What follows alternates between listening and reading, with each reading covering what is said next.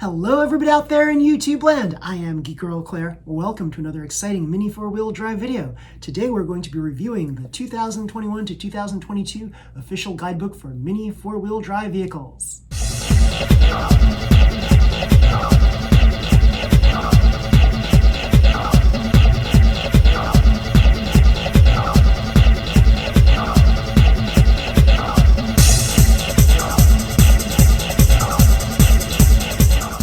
On its cover, the Race Beer, the Dual Ridge, and the Ella Glitter.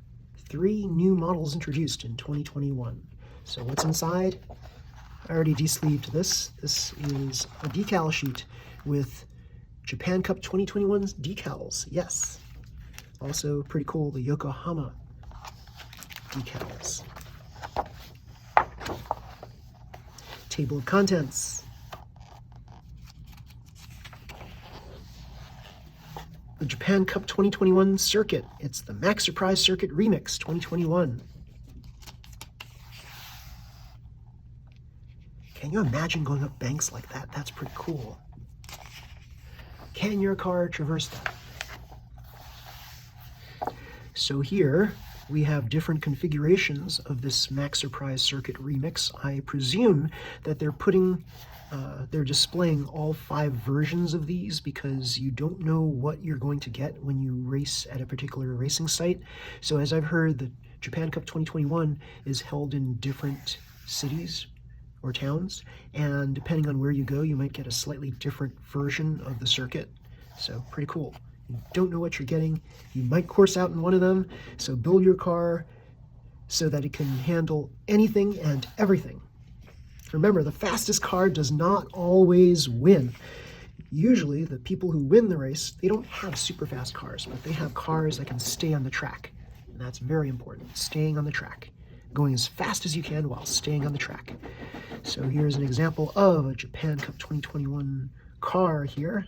This is a design that somebody made that is based off of this, the Dual Ridge right here. So pretty cool. So they have these special Japan Cup 2021 racing motors that you've probably seen by now since it's 2022. Cool. What's this advent? It looks very much like the Shadow Shark. Very cool.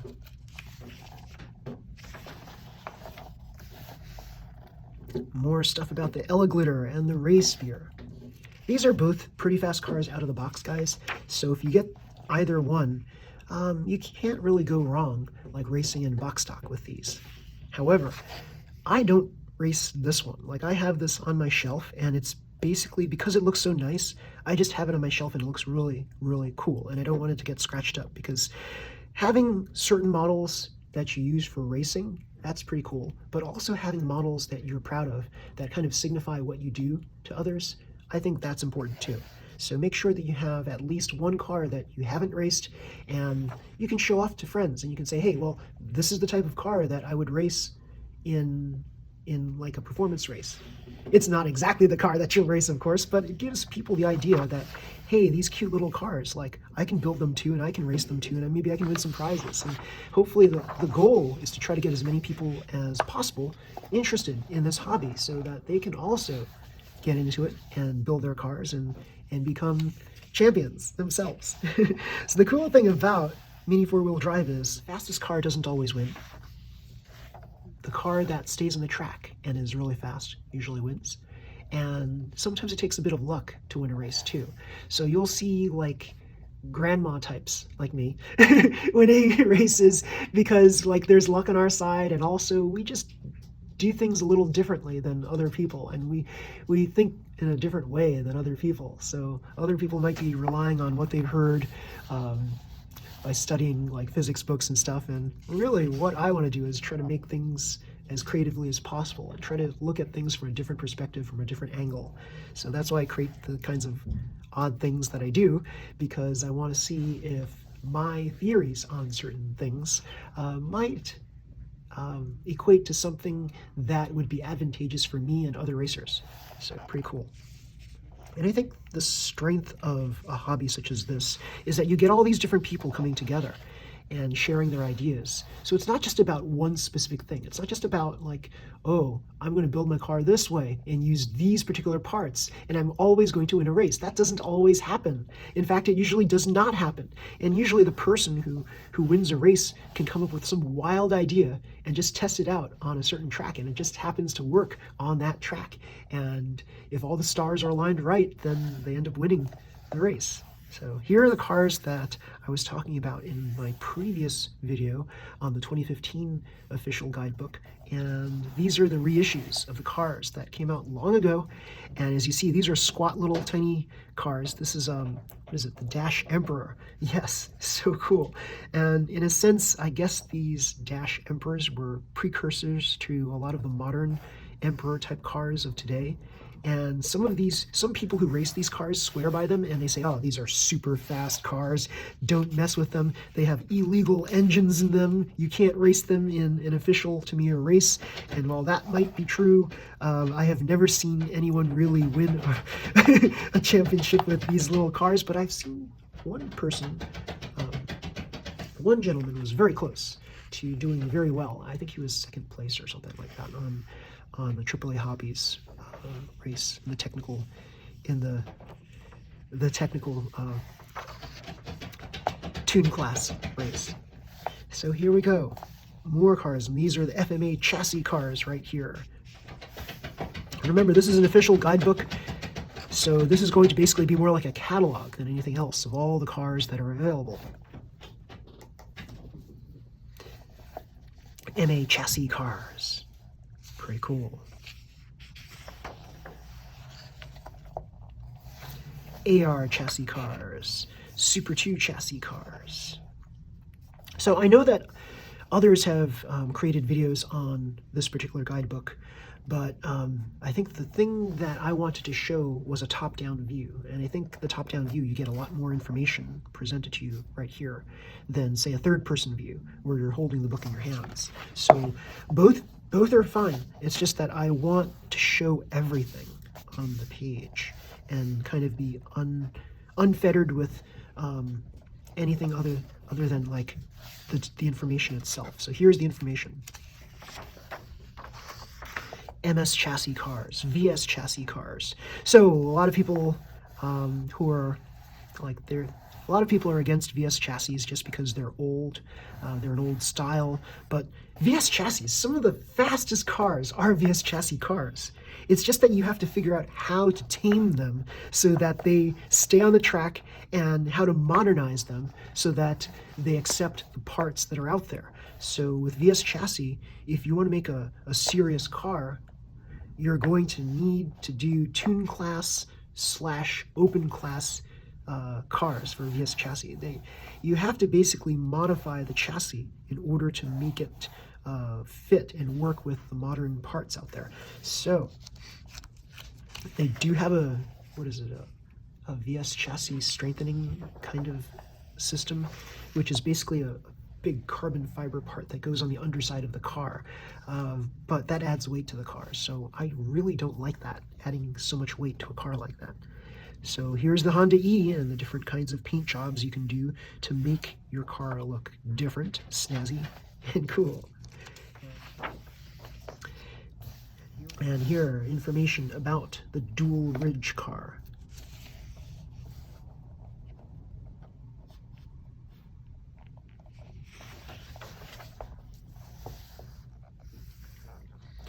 Some tips and techniques for all of you mini four-wheel drive model builders out there, such as how to insert these plastic wheel bearings into your car. Remember, you snip out that piece, that little notch, and you put it in the other way so that that notch is inside the car, not outside.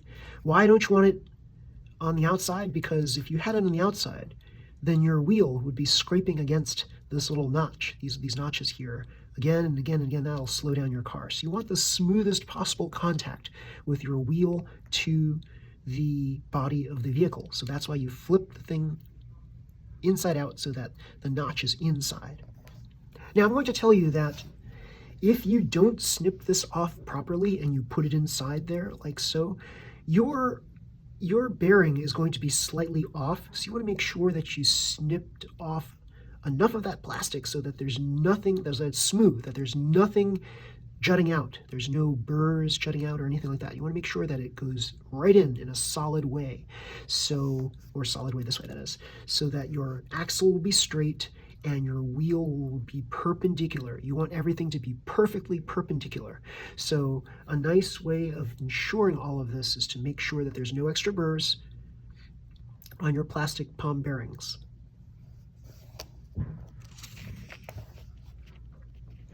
And here we go, some tips on how to cut the tires off of the tire tree. A little tip here, in case you didn't know how to do this, you do bend those little tabs up a little bit so you get better contact with the metal contacts of the chassis. And here, if you are using the gear shaft with the gear, make sure you put a little bit of lubricant there. So a lot of people like to put grease there, but I actually like to use oil right there.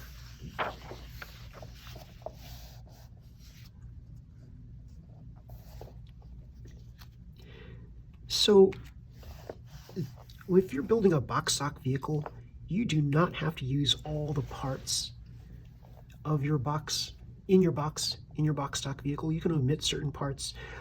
You can even cut and shave off certain parts, but you don't want to shave off too much of this body, otherwise it'll be illegal. If you're trying to trim and cut a body too much and it's very apparent, then you'll be disqualified. So you want to make sure that everything is smooth as possible out there. If there's anything that you feel that maybe it's like a manufacturer's defect and it doesn't quite fit the car chassis, then you can shave off a little bit. That's allowed, but you really don't want to cut off too much. You want to cut off just enough so that everything is aerodynamically smooth. So what's going on here, make sure that you grease or oil your roller bearings. Make sure that everything is straight and stable. So this roller should be perpendicular to the screw, very important.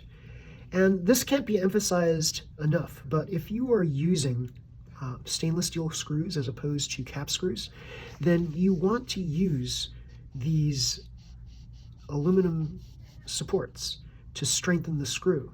You want to place them around the screw to strengthen the screw. So mass dampers are used for shock absorption when you're making these jumps. You want to make sure that the landing is much more stable. So placing these mass dampers on the rear of the vehicle will help it to not bounce so much on the rear side. So once it lands, it diffuses a lot of the bounce. The different kinds of motors that are available to you, the different power levels of each motor, the different types of gears and gear ratios available to you. That's for the MS and MA chassis. Here we have the single shaft chassis, the gear ratios for those. So this is the fastest gear that you can purchase, that you could legally use in your mini four-wheel drive races. Remember that the fastest speed cars aren't necessarily going to be the ones winning a race. A lot of racers use something like this, the 3.7-to-1 gear ratio, because that actually gives you nice speed plus a higher amount of torque around turns. And then there are some people that actually experiment with these two, and you know, people who can win with these two, like, more power to them. That's awesome. These I've always discovered to be quite difficult for me to try to get to be a fast car. So with these gears, it's a challenge to try to get a super fast car with these, especially with box stock. The different kinds of front and rear plates that are available for your car.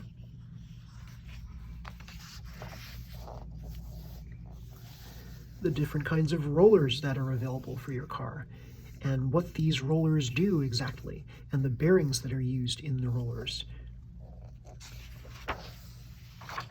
You'll see that these guides with this kind of information doesn't change that often, but when it does change, it's because they introduced a new part. And so you want to keep yourself updated with the newest parts that are available for these cars. So that's why it's a good idea. If you have like a guidebook from several years ago, it's good to purchase the updated one just so you can see how far this hobby has progressed and what parts are now available for your cars. So here are the different wheels that are available, the different tires.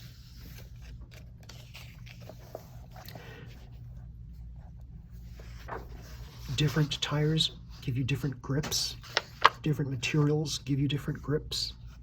The different shafts that are available for your wheels. So in general, thinner wheels and thinner tires give you better cornering ability. The wider tires give you much more stability. The different mass dampers, as well as springs that are available to you. Sponge brakes. Some information about the cap screws and the lock nuts that are available to you. Different storage devices, different batteries,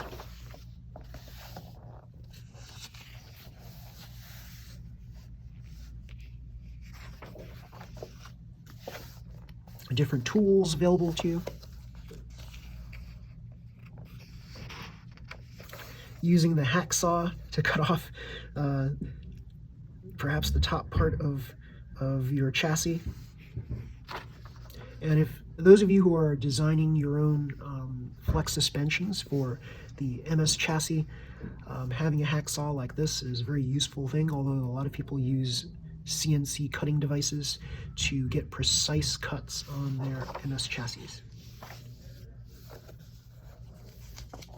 Files, screwdrivers, other tools.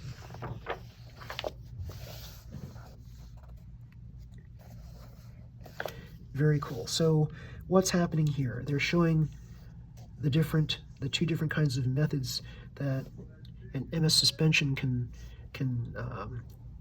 deal with bounces. So I believe, if I am not mistaken here, is this describing? Yes, it's describing how to create a flexible suspension.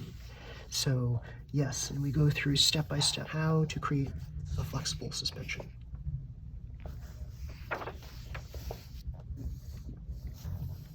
So a lot of people race MS suspension cars, MS flex suspension cars, because they know that that is a method of like awesome shock absorption.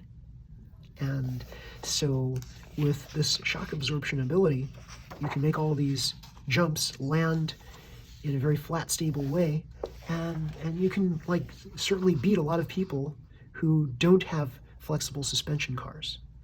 So here we have some tips and techniques on how to shape your polycarbonate bodies.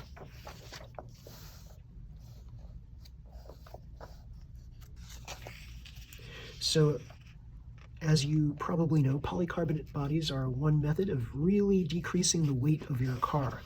So if you've done a lot of experiments with a chassis that runs really well without a body shell, adding a polycarbonate shell to it will not add much weight to the whole thing. And so your experiments with or without the body shell will be more or less the same.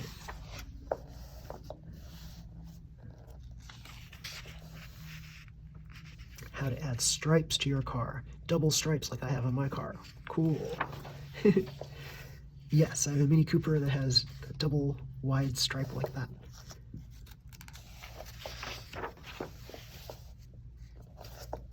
Ah, some pictures from the last Japan Cup event. Pretty cool. The Japan Cup 2021. Oh, by the way, we're going to have the USA Cup here, actually in New Jersey at Hobbytown in New Jersey, Toms River, and Eric the Race Master will be hosting it. So that event should be coming up soon in May of 2022 or so.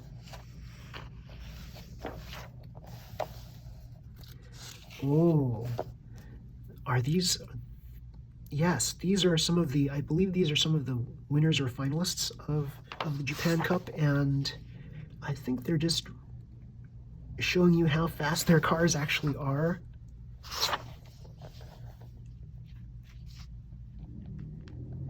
So I guess they tested their cars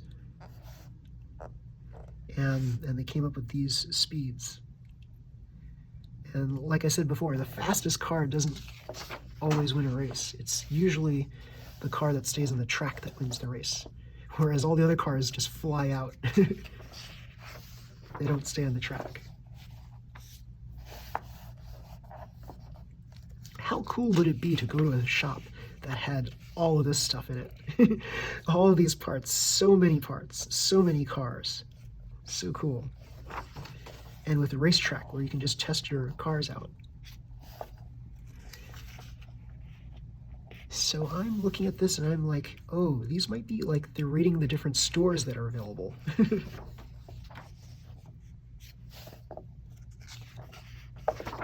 Oh, no, these are the different places that maybe has the Japan Cup. Maybe.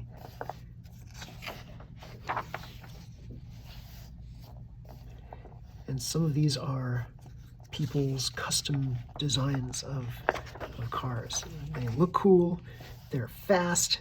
That's what I like. When you have a car that looks beautiful and is also fast and can win races, that's pretty cool. And that's why I like Neon Vicky, because Neon Vicky, that's my performance and like, it's a beautiful car. Like, I'm very proud of it looking very nice and also being able to win races. So, yeah. And it's been modified so many times.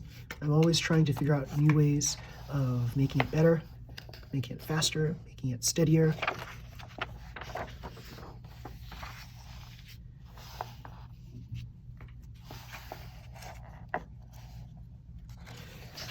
I hope you guys like this format, this top-down format. I think it's pretty cool. I think it shows a lot.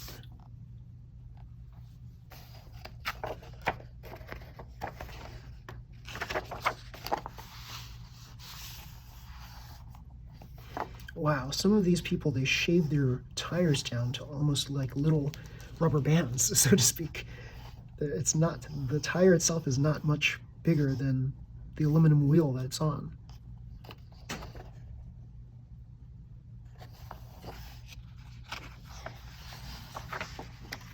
There we go. We've reached the end of this official guidebook. Yay! So cool. So again, this is the 2021 version of the official guidebook. Comes with a special dress-up sticker with the Japan Cup 2021 race in there. And yeah, this is an awesome guidebook. So you can purchase this this guidebook through your local hobby store or online, and it's totally awesome. So everybody, if you like this video, please slam the like button, subscribe to my channel, and you'll see more videos just like this one. See you, everybody. Bye.